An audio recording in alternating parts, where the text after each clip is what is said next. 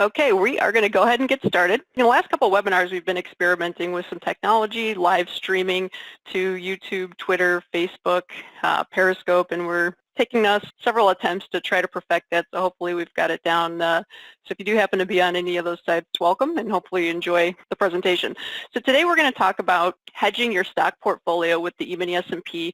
We were actually expecting a pretty big crowd. I have a feeling if the S&P was down 20 rather than up 20, we probably would have had double the attendance, but unfortunately that's human nature. People tend to want to hedge when they feel like they need to, not necessarily when they should. Hedging does require some timing, and we'll talk about that. You don't want to hedge after the market's already gone against you. You want to hedge before. That's when your hedge is going to be the most beneficial for you. It'll be least costly and most effective. So anyway, if you're not familiar with who we are and what we do, we are DeCarley Trading. We're a futures and options brokerage service. We're located in Las Vegas, Nevada. We are a branch of the Zaner Group. Weather's better in Vegas. What can I say? We love it out here. Zaner resides in Chicago, and we visit, but that's about it. Vegas is the place to be. So if you have any questions or comments, or if there's anything that we could do for you, we'd love to have you. You can reach me by telephone or email. You can follow us on social media, Twitter, Facebook, Instagram. And if you're interested in learning more, we do have quite a bit of educational material on our website, DeCarleyTrading.com. There's over 30 videos. They're free to access. We have probably at least 10 to 20 articles on trading commodities. So if you really truly want to learn about commodities, please visit the site. If you're not familiar with who we are and what we do, I mentioned we're a broker, but we are also strategists and authors. Well, I guess should say I, not we. I do write a column for Stocks and Commodities magazine. I write content for Jim Cramer's Mad Money.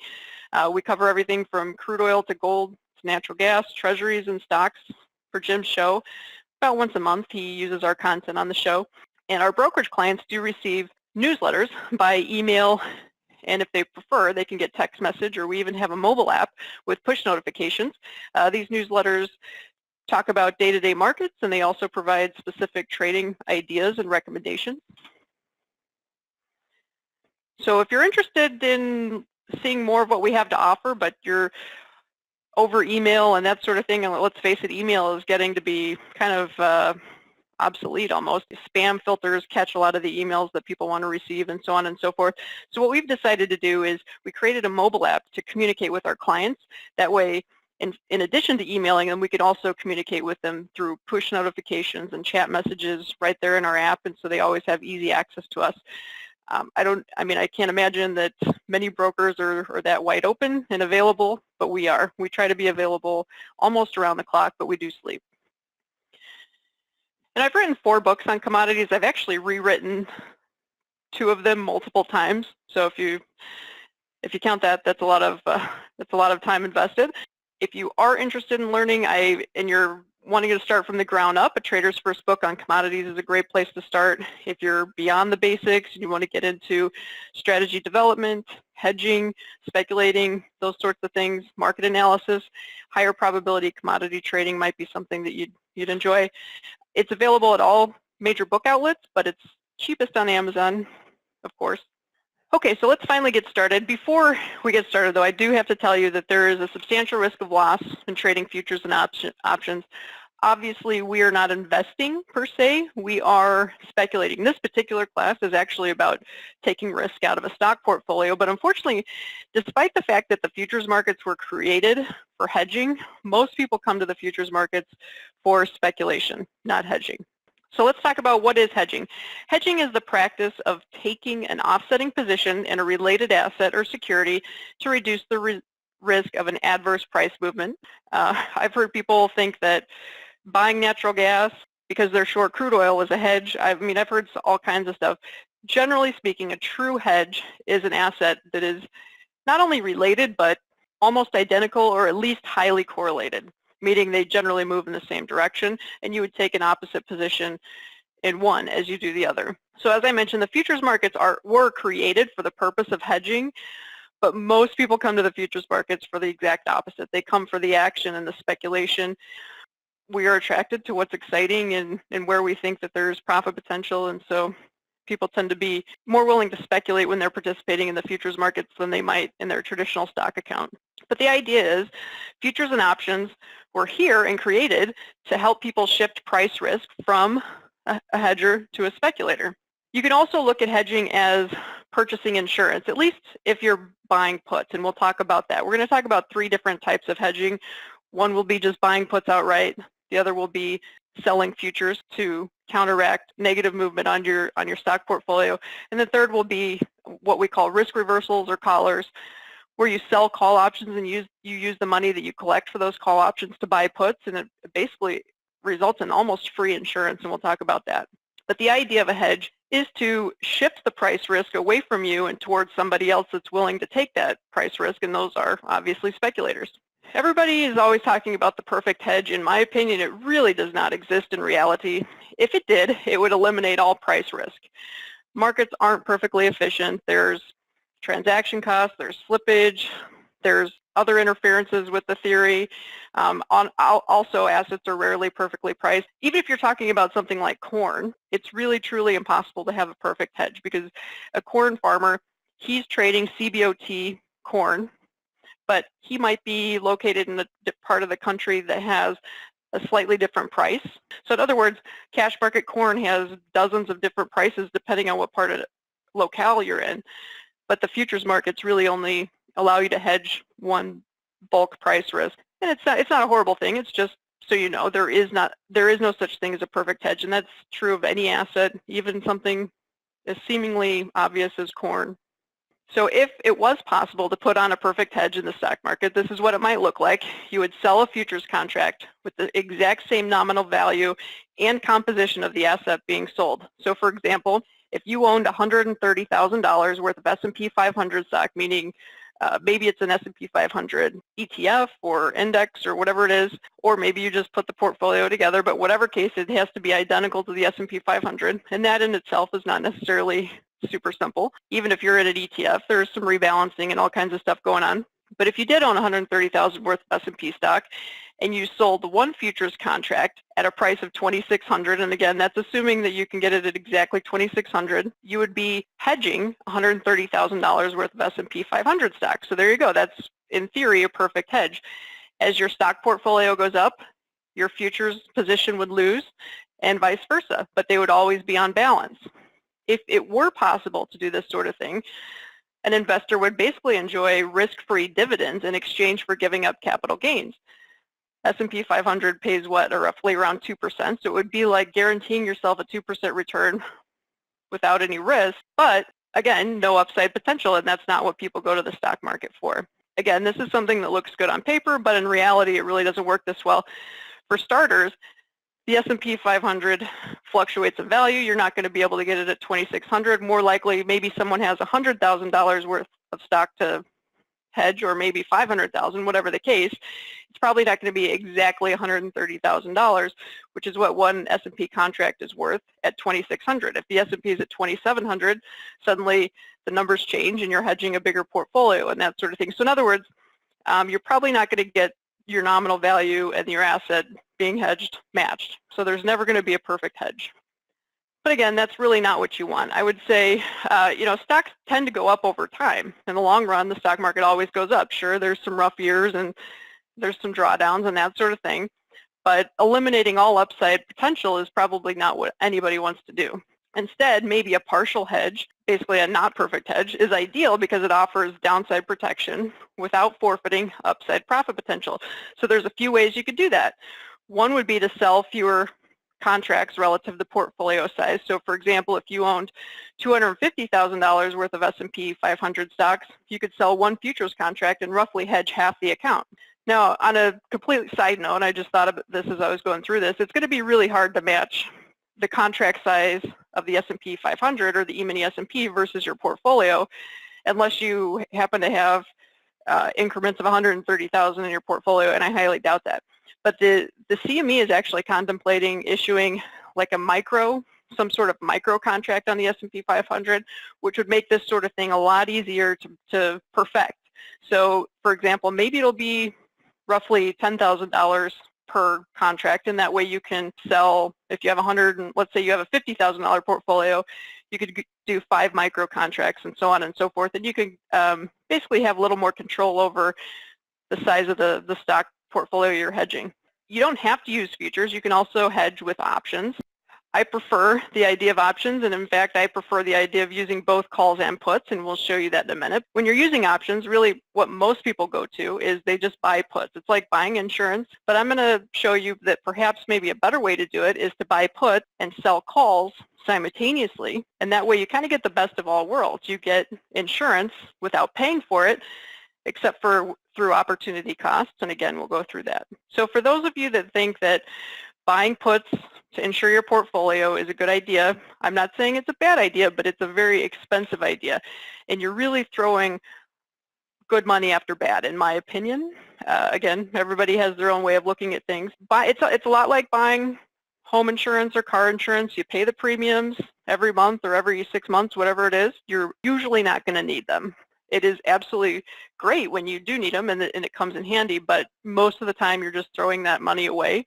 It's just going up into pixie dust. So in my opinion, just simply buying puts and rolling them out and rolling them out and rolling them out is extremely inefficient. It's expensive. And another thing to keep in mind is if you do buy puts as your hedge, not only are you paying a lot of money, but it's only going to benefit you if you actually take the money off the table. The problem is sometimes people put their insurance on and it actually kind of pays off. The market sells off, their puts gain in value. Emotionally, it's great because it takes a lot of the stress away from seeing your portfolio drop in value, and you see that these puts are doing exactly what you wanted them to do. However, very few people will actually take a profit on those puts. Most traders just watch the puts gain in value, but then hold on to them to expiration rather than taking a profit on the hedge, and generally speaking, they expire worthless anyway. So there really truly was no reward to that hedge. There was only cost. If you don't take a profit when it's given to you on your insurance, it goes away.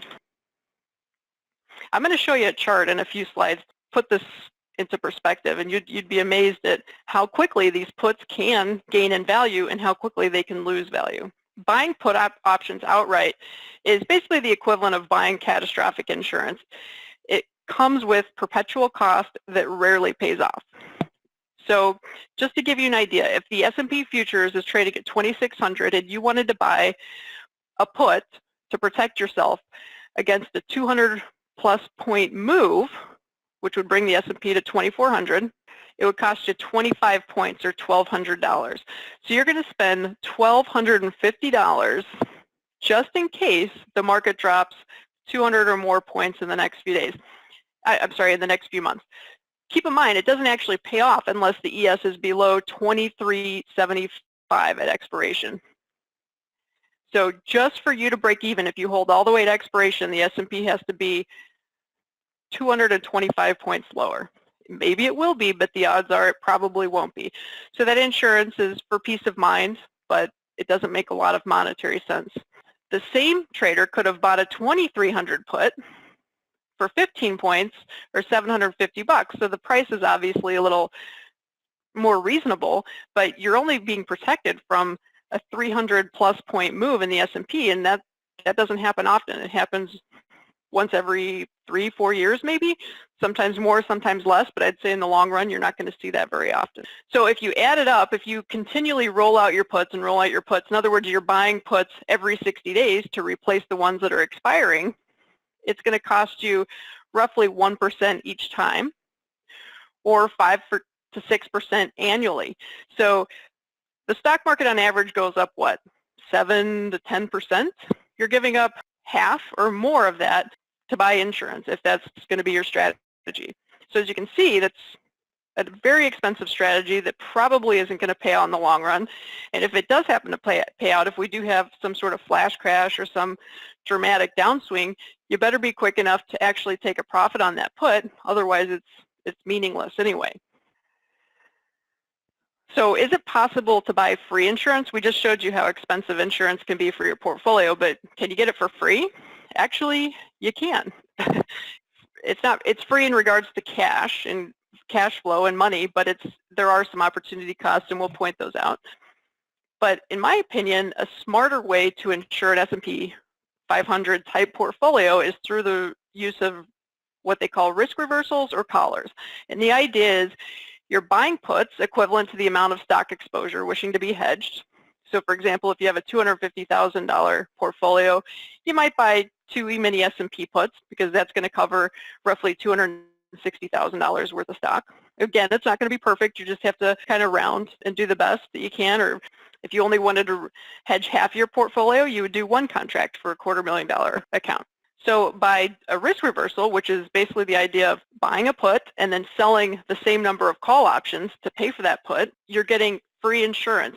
There's no out-of-pocket expense usually, and if there is, it's usually small, and it depends on how you structure your strike prices and that sort of thing. We'll look at an example shortly to give you a better idea. So you're not paying money, but you are giving up any stock gains above the strike price of the short calls.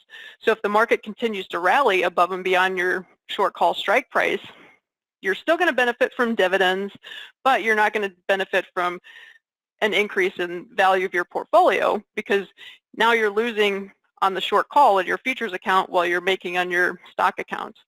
If you're hedging at the right times on upswings, not downswings, I think you'll find that more often than not, you can sell your call with a strike price in a place where the odds are you're probably not giving up anything. The market probably won't rally that far that fast to make a difference in your portfolio. So in other words, to summarize this entire concept, when we're doing risk reversals, selling a call and buying a put, we're mitigating the downside risk of our portfolio in exchange for capping profit potential.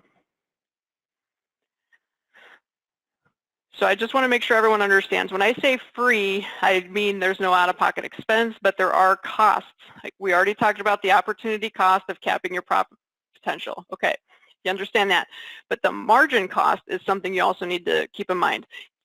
So when we are hedging with the futures and options on futures, we are essentially doing so in another account. Even if you're trading with a broker-dealer who handles both stocks and futures, there's still two separate accounts, and it's because they're different marketplaces, there's different regulators, different rules, different compliance regulations overseeing everything, so they're two separate accounts.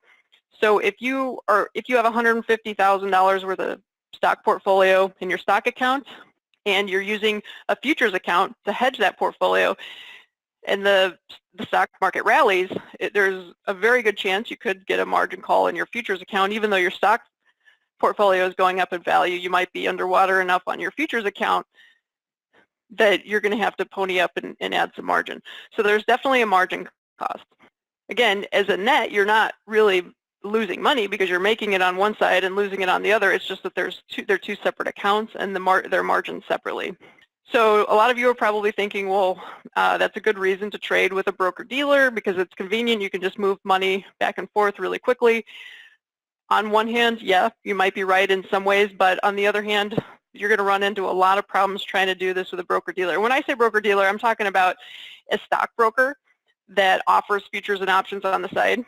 Generally speaking, they're stockbrokers, they're not commodity brokers.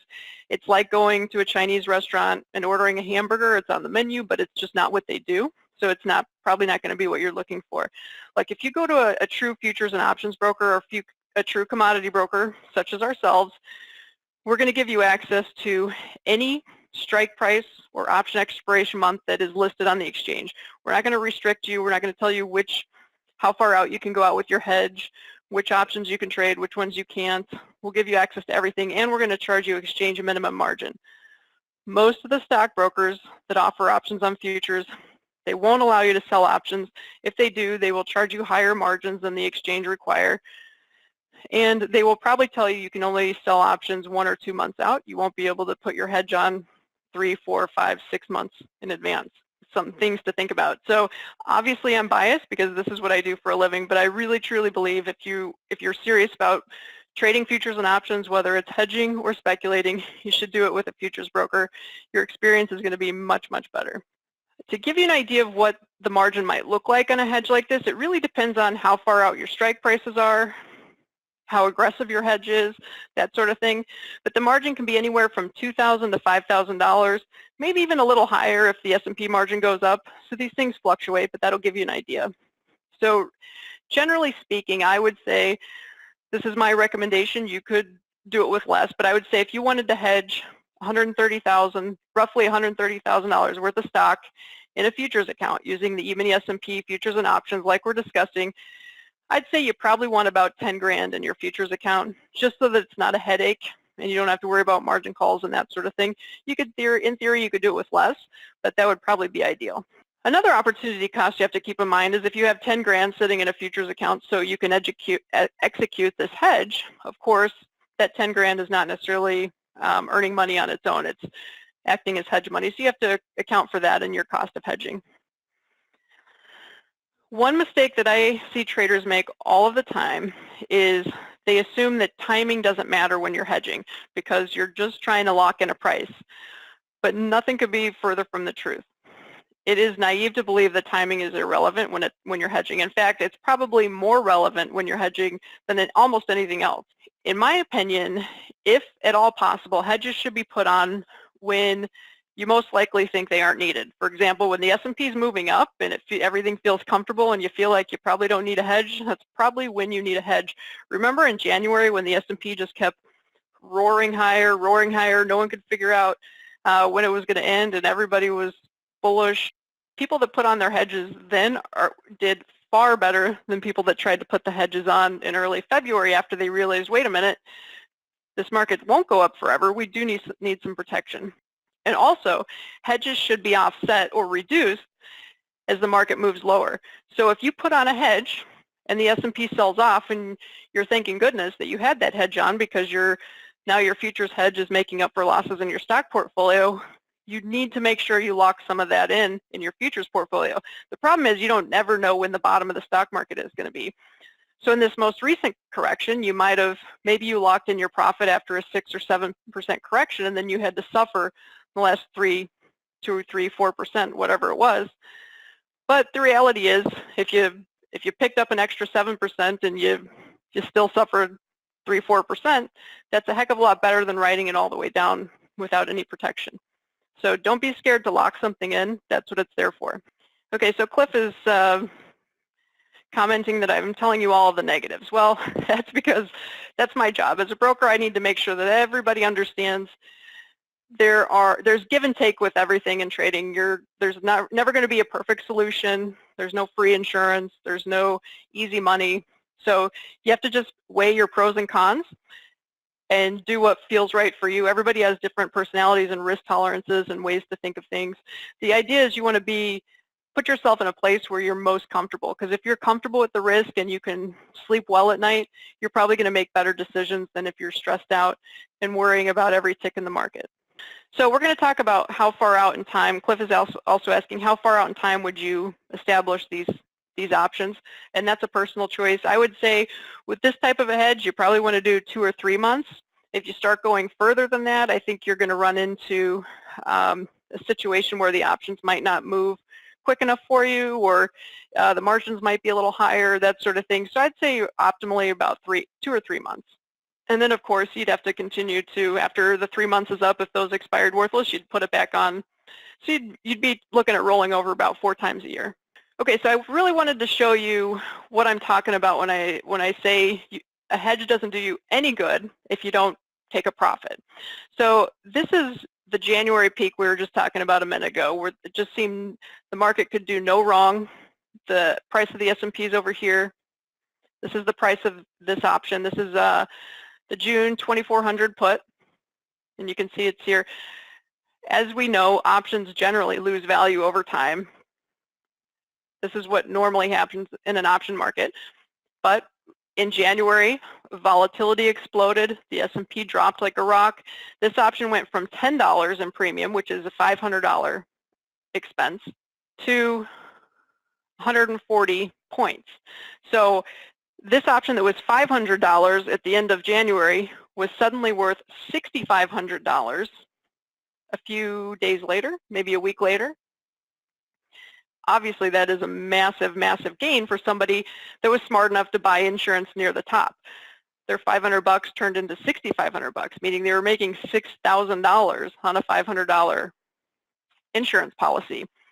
Unfortunately, if they didn't take that opportunity to lock in their profit, they could have very easily seen that option dwindle all the way back down to what they paid for it. So again, the hedge does you absolutely no good if you don't lock in a profit. Even if somebody locked in a profit here and they only made 2,000 or 3,000, that's still a lot better than giving it all back. So it takes a little gumption and it takes a little risk, because obviously you put the put on as a risk aversion tool, but at some point you're going to have to take a profit on it and face the risk head on. Otherwise, you're really not doing yourself any good. You're just costing money for no reason. You're just spending money for no reason. Okay, so again, timing is everything. When the ES is moving higher, calls are generally overpriced and puts are underpriced. So this type of a hedge, a collar or risk reversal, whatever you want to call it, when you're selling calls and buying puts, it's best put on when the market's going up, because you're getting more money for the call you're selling and you're paying less for the put that you're purchasing. So as a result, you're getting a higher cap on your profit potential. You're getting a higher level in which the downside protection kicks in, and you're less likely to incur margin issues in your futures account. So in other words, hedge when you can, not when you need to. Don't wait until the house is on fire to buy insurance. Do it when nobody thinks you need it. So let's look at an example of a long put hedge. It's actually basically the same option that we looked at, the June 2400 put. As we know, during this decline, it jumped up to a ridiculous price. But let's assume right here the trader can buy it for 10 points or $500. Basically what that trader is doing is buying insurance against the 270 point look. The S&P right here is at 226.70. So this trader only makes money on the put, on the hedge, if the market drops 270 points. Actually, if you want to be specific, 280 points. Before that, the hedge does no good. So you're just throwing $500 away every 2 or 3 months like clockwork. And that's generally what's going to happen with that type of strategy. The point I'm trying to make is that insurance that you spent $500 on is doing you absolutely no good unless the market just completely falls out of bed. And in that case, you probably have bigger fish to fry anyway. Okay, so let's look at how a short futures hedge might work. So the same trader, instead of buying an out-of-the-money put, could have opted to just sell a futures contract. Now, if your goal is pure price protection, that's it. You want to lock in your price. You've had a good year. You want to just earn dividends the rest of the year. You're okay with giving up all upside potential from this particular point. Go ahead and sell a futures contract. You're going to be hedged 100% as long as your portfolio is exactly 130,000. If you're trading a $500,000 portfolio and you want a small hedge just in case something happens, you could sell one contract and go for there. That way you're basically locking in the value of 130,000 and leaving the rest of it to fluctuate. So you can play with this. There's not a lot of black and white. It's not science, it's art. But again, if you did implement a perfectly hedged portfolio, which is almost impossible to do, you'd basically still get the dividends. Your portfolio is still collecting dividends. Okay, so let's look at how a risk reversal might work. So in a risk reversal, this is the one that I think is probably makes the most sense, but I'll let you guys be the judge. Investors create free insurance by selling a call option to pay for their put option. In this example, somebody might sell a June 2780 call for $10, which is $500 if you're talking real money, and then buy a June 2400 put for $10 or $500. Aside from transaction costs and maybe slippage, you're probably not going to sell for exactly 10 and buy for exactly 10, but you get the idea. You're probably not going to pay much at all other than transaction costs. You're getting that insurance for free, so if the bottom falls out from under the market, you still are only benefiting if it drops below 2400, but at least you didn't pay for it. You could adjust this by selling a call that's closer to the money and then buying a put that's closer to the money. And this type of thing makes a heck of a lot more sense when the market's on an upswing. So obviously it's easy to say in hindsight, but in January this would have worked beautifully if somebody put the hedge on near the peak in January. If they would have tried it in the February trough, wouldn't have worked so well, because you would have been paying a fortune for your put, and then you probably wouldn't have got enough for your call to make it worthwhile, and you would have capped your profit potential at a very low price. So somebody's asking, do you use the same expiration for the call on the put? And the answer is yes, you do, absolutely. I would. You don't have to. Again, this is trading. There's no right or wrong way to trade.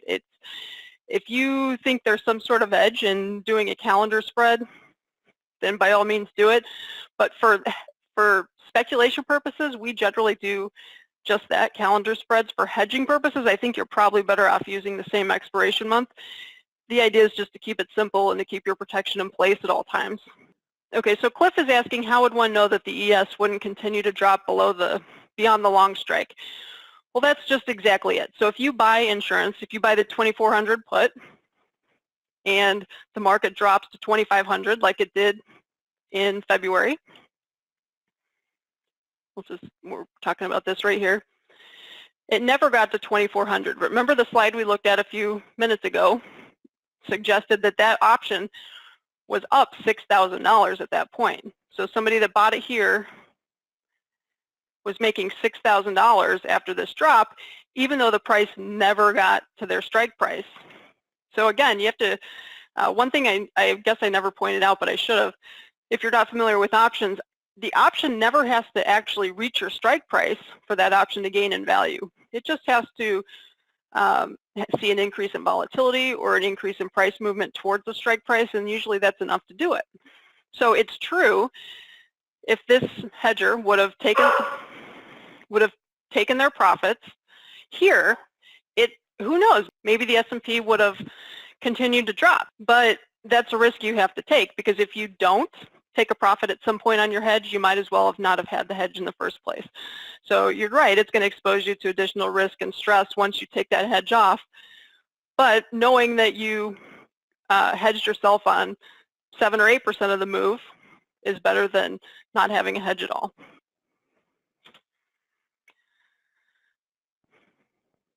So I want to thank everybody for coming out today. I hope that you learned something. If you have any questions, if there's anything we could do for you, please let us know. If you want to learn more about trading commodities, please check out our books. They're available on Kindle as well if you're into e-reading. Here's my contact information. Please let me know if you have any questions, if I missed something during the class, or if you thought of something afterwards. And don't forget to follow us on social media. We do post a lot of charts and commentary, and we try to keep things interesting, so check us out there. Thanks again, everybody.